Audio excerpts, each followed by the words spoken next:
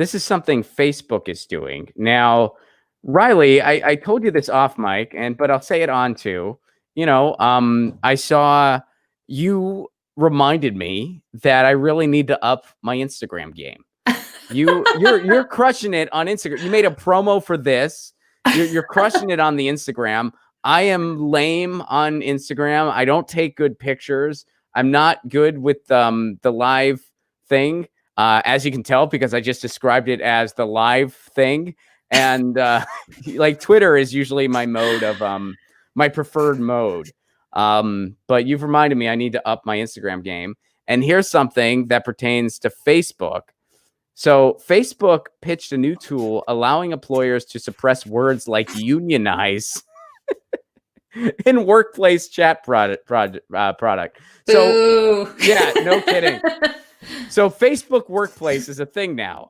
The company debuted features for Facebook Workplace, which is an intranet-style chat and office collaboration product similar to Slack. So it's all just going to be on Facebook now. Now your work life is also going to be on Facebook.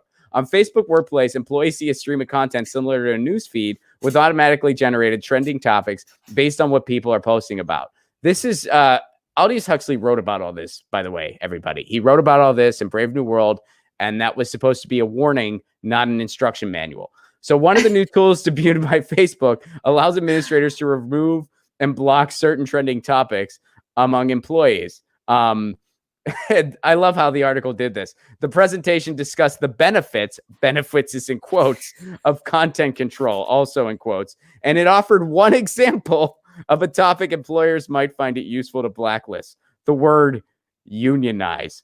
Could you imagine being at this presentation? Like, could you imagine like a Facebook presenter just like, yeah, so it's like, if you want to use our Facebook Workplace, there's certain words you can block out, like unionize. And it's like, I think I see your horns and your freaking tail, dude. Yeah. You got to hide that better. Well, and like, on one hand, it's disgusting and it's shocking, but on the other hand, it's like, are we surprised? I mean, this is the company that funded a lot of money for Donald Trump's campaign in 2016. And I don't know what they've given since 2016, but like, I mean, Aldous Huxley is perfect. Like, Facebook is kind of like our Soma, right? It like makes us feel good to like share pictures of dogs and, what other the things people like, and, memes and stuff. But it's like Facebook was designed and has continued to be like a data mining product. Well, that's what it was meant for. Exactly. That's what they make their money. Like, you're the product.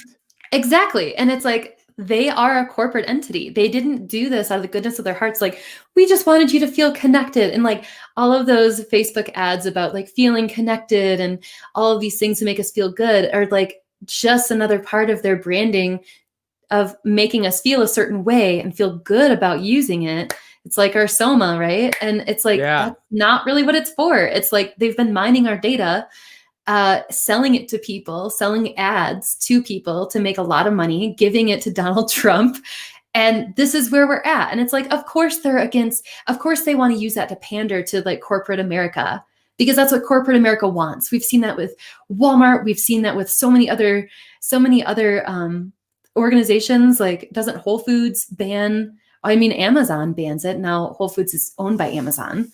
And we see this trend of like, people don't want unions because unions give people power. Corporations don't want their people to have power. They want to retain it from the top down.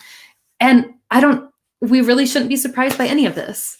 Right. Yeah. I mean, none of this is surprising. And since you appreciated the Huxley reference, you really just like my nerd gasket is totally off now.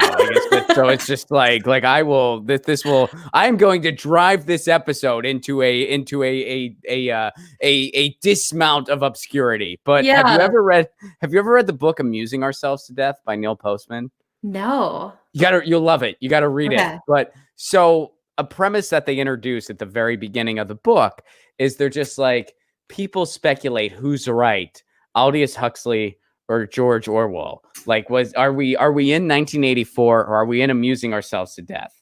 And I won't go into like what he says about the question, because that's part of the fun of reading the book. But like, my answer to that question is like, we're in both I Like agree. we've made both a reality, because it's like, this is Aldous Huxley right here, but you see tons of examples of George Orwell in our life all the time. I mean, you see Totally. tons of Orwellian stuff, even just by Facebook. We can just stay on Facebook.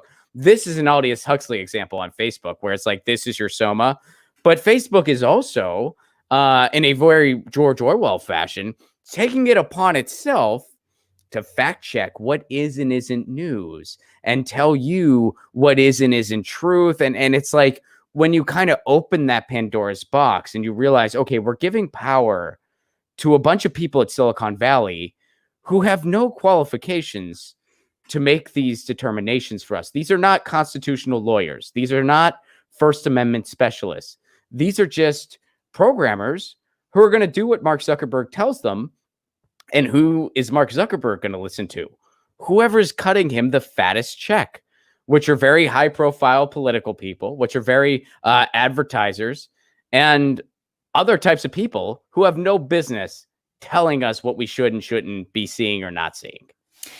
Yeah, I agree. And at the same time, you know, if we're going down that dystopian rabbit hole of literature, it's like, you've got Fahrenheit 451, where people like don't read shit. When they do read stuff, they read what they want. We do have a problem with fake news. However, that term has been coined by Donald Trump supporters of anything they don't like. They can just write off and be like, nope, that's fake news. I'm gonna live in my little echo chamber of like conservative media and just believe what I want. And it's terrifying, because when you do let those floodgates be open for free speech, at the same time, one of the results of that is also that there is fake news that is changing how people perceive reality. There are still people that think COVID-19 is a hoax, you know, and there's still people like refusing to wear masks in public, and, you know, calling people. But that's because they're doing that. That's because they're so cool. Oh, well, duh. And they're just so much smarter than us, you know? They're just so cool and so smart. And it's very tough too. You're just like, hey, I know we were put under martial law and I did absolutely nothing, but I'm not wearing a mask. I'll show you authority. Totally. If you put me under martial law, I'll say, well, they had a good reason for doing it. That's okay. But tell me I have to wear a mask. Well, I will stand up. Don't expect me to be considerate of other people. I will not stand for this. Yeah, totally. No, I'm with you. I mean, the thing is, though, I mean, since the advent of this country as we know it, you know, we've had insane amounts of like yellow journalism and just ridiculous stuff that was passed off as true. I mean, even back in the day when we had a much healthier media structure than we do now, you know, where we had like newspapers that were distributed, that were like written by actual socialists and stuff like that. And those ideas were disseminated and people read different points of view. You still had this ridiculous problem with fake news and yellow journalism. It's just, they kind of decided, and I think it was the right decision, like, hey, the best solution to bad speech is good speech and better speech, and combat it the best you can. Having entities that have no business determining what is or isn't real is not going to help the problem. It's actually going to make it worse. It's like the equivalent of like, hey, we have this like rotting tree. Let's burn down the forest. Yeah. It's like, no, let's plant better trees. Yeah, for sure. No, and I get that. And I'm not saying that, you know, we should let Facebook censor whatever they want or whatever, because I think that is inherently really dangerous as well. I just think that one of the issues is there's so little critical thinking that's happening. And part of what is contributing to that is like the structure of journalism with online journalism and so many articles being available for free. The free ones are spun oftentimes as clickbait.